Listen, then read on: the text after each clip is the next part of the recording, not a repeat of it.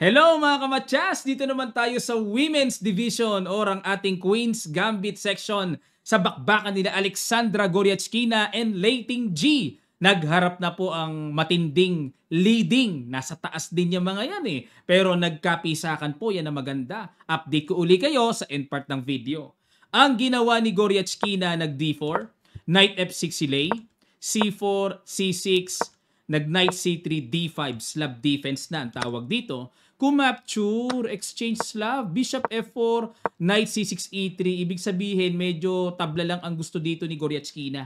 Kasi panablahan itong exchange slab eh. Bishop F5, nag-Bishop B5, E6 at nag-Knight F3, Knight D7, nag-Castle, Rook C8, Knight E5. Medyo kapansin-pansin dito na dine-delay ni Lei ang kanyang kingside development.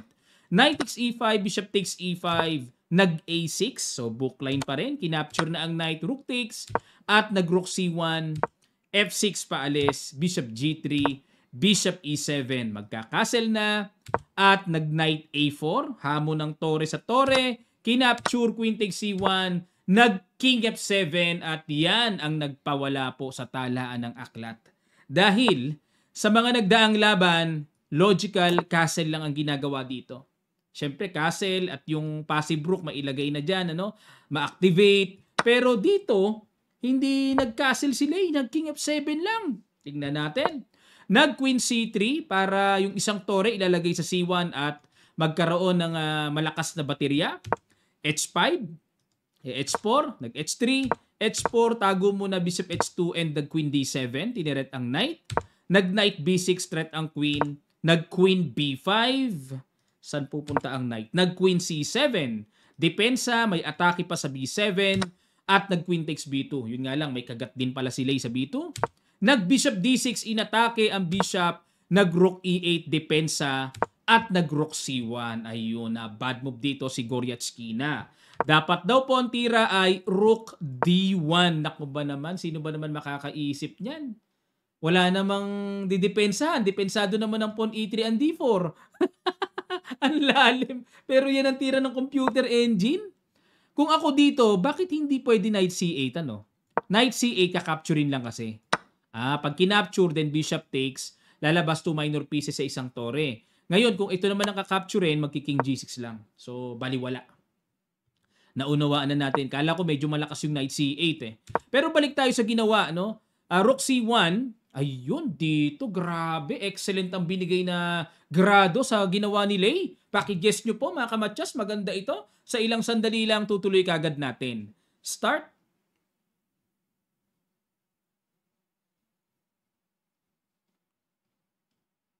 Maraming salamat po sa inyong mga effort. Congrats sa nakakita. King G6, brilliant move. Ang ganda, iwas lang pala. Tipong pamigay ang Bishop sa E7. Bishop takes pero may Rook takes E7. Timplado ni Lei, no? Pag kinapture, syempre may bawi dito sa C1.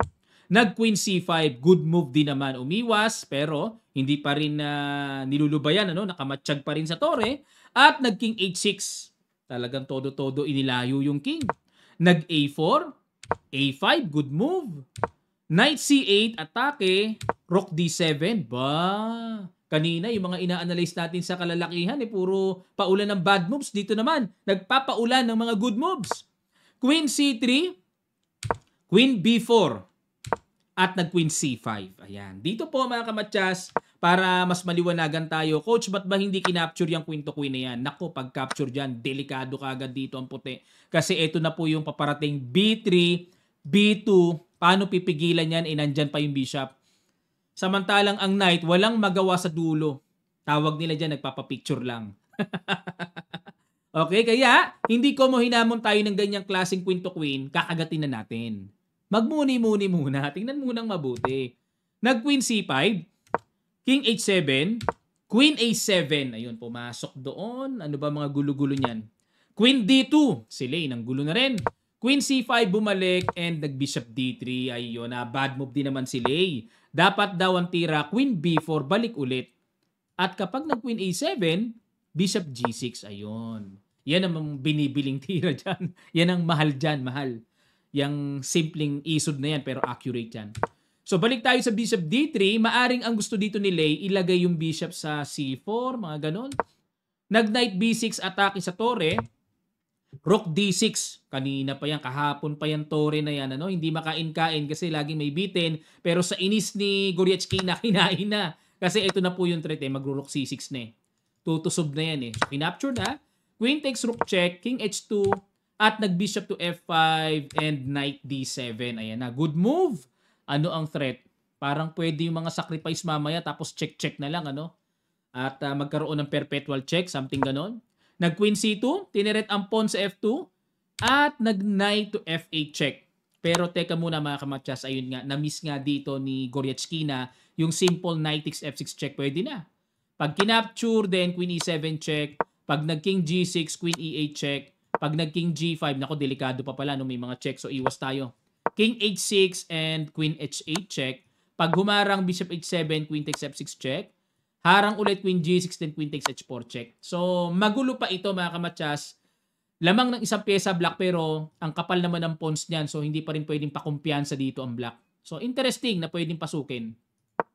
Balik tayo pero ang ginawa knight f8 check, king h6 and nag-F3, ayun. Na-miss dito ni Goryachkina ang simpleng tira knight takes E6. Tapos kakapturein, capture, queen takes F2 at queen E7. Ayan. Slightly better lang dito ang black. O pero balik tayo sa F3. Queen F2, good move. Abang-abang lang. At okay. Hindi pwedeng capturein yung pawn sa E6. Nag-queen F4 check lang muna.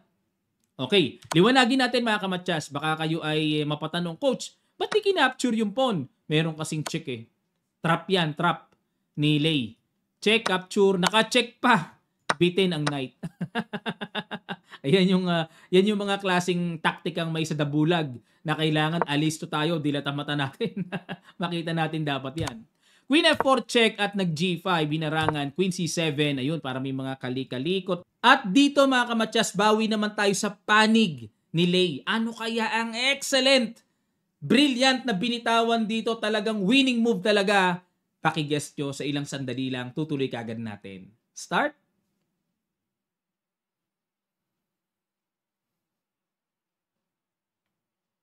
Maraming salamat po mga kamatsas, ang ganda nito, Queen G3 check. Simplihan na lang ang mga bagay-bagay. Purasadong capturing yan, capture, and E5. Ayun. Na dito, ang point dito kasi, yung knight sa F8 kulong. Kaya nag-E5 para walang knight D7 takbo. King G7 na po ang gagawin. Nako, malulong kulites na yung knight sa F8. At nag-E4, nakipagsabayan, D takes E4, F takes E4, nag-bishop C8. Ayun. At gusto pa rin kulungin talaga pero bad move na po ang binigay. Bishop takes E4 na ang practical dito. D takes E5, F takes E5, pag nag-knight D7, Bishop C6, Knight takes E5, and Bishop takes A4. Pag nag-Knight C4 dito, yun lang, medyo mabigat ang tira, no? King H5 lang daw, para wala yung King G4. Pag nag-Knight takes, then B6, Knight C4 ulit, B5, ayan. Pero, medyo matagal-tagal pa ito mga kamatsas. Matagal pa, no? Ang ginawa Bishop C8, nag-D5, so para may takas na, na King G7, Knight E6, King F7, King F2, B6, good move para walang Knight C5, G3 para makikreate ng pass pawn, Bishop D7, tineret ang pawn sa A4, H4, takes, at nag-Bishop takes A4, nag-H5, ayun, pagagapangin unti-unti yan, Bishop B5, at nag-King E3, A4, H6, nako, mag-H7, hindi pwedeng baliwalain yan, hindi madidikitan yung pawn, obligadong dikitan na. At nag-King D2, capture, D6, para yan naman, at nag-King H5. Dito po kasi hindi na makadikit dito kasi magdi-D7 na yan. Pag kinapture, mayroong Knight F8 check, kuha ang Bishop. Kaya nag-King H5, Knight F8, o puwersahing maka-D7 na, King G5, D7, capture, A3 na. Ayan na. Ilang hakbang na lang yan mga kamatyas. King C2, B5, King B3, B4. Grabe. 4 pawns ano? 3 pawns up. Kontra sa may knight pa. King A2, F5. Yun lang. Ang daming pass pawn. Ay, nag-blunderacious pa dito si Goryachkina. King B3 lang daw po tira. Oh, may chance. Equal. Pag nag-F takes E4, may knight takes E5. Pag nag-King F4, knight C6. Pag nag-E3, knight takes B4. Oo nga, habol, oh, habol. Sabay kain yung A-pawn. Tabla! Pero dito mga kamatsas, ang ginawa po ay knight takes E5, nag-King F4. Nako, yun lang. Patay kagad dito si Goryachkina. Check, capture, ang layo nung pawn. Paano hahabulin yan? Knight A6, kahit anong ruta mo, wala. Patay lahat yung ruta para maabutan yung F2. Teka, wala na bang time si ano? Medyo panic time na rin pala dito si Goryachkina. No? Nagtsatsagaan sila hanggang dulo, mga kamatsas. Pinisak ni Leiting G si Goryachkina na pagkalakas-lakas. Nalalakasan ako dyan, mga kamatsas. Solid talaga yan si Goryachkina, pero wala, nadali sa endgame. Ito po ulit, silipin natin ang standing nila. Nangunguna si Leiting G, tied sila ni Tan Zhongyi. Siguro tie break lang ang lamang dito ni Lei. At Goryachkina pumapangatlo, 1 point behind. Tied sila ni Lano Katerina. Konero Hampi 4.5 points. Salimova, Muzichuk 4 points. At Vaishali 3.5 points. Abangan pa natin ang mga susunod pang kaganapan. Kung si Lei pa rin ba ang magcha-champion dito at siya pa rin ba ang haharap kay Ju Wenjun? Pwede rin kasing si Tan Zhongyi ang haharap kay Ju Wenjun. Pero ang nakakalungkot nito, parehong Chinese ang maglalaban. Maganda sana magkaibang bansa. Mas may thrill, mas ramdam ang pressure, no? Pero pag pag parehong bansa, parang no? Di natin alam. Pwedeng mag-usap, pwedeng mag-percentage lang, no? Wala eh. Walang bearing pag parehong bansa eh. Maganda magkaibang bansa talaga. Kaso, nangunguna po ngayon parehong Chinese. Yun lang. Okay, makikibalita tayo kay Meow Meow, mga kamatsas, ha? Matagal na tayong walang balita kay Meow Meow. Nagpahinga siya pero ang ganda ng performance niya. IM na siya and 2440 plus ang rating niya. Grabe ang tulin. Ang laki ng minus niya sa kamatsas last December pero bumuelta naman ng napakalaking plus. Mukhang malaki yung na-train niya at natutunan niya dun sa kamatsas tournament natin last time, ano? Ang lakas niya bigla. Babalik siya sa Pilipinas, abangan nyo, mga kamatsas. Babawi daw siya sa mga Noipi. Maraming salamat. Magkita-kita pa tayo sa mga susunod pang chess updates.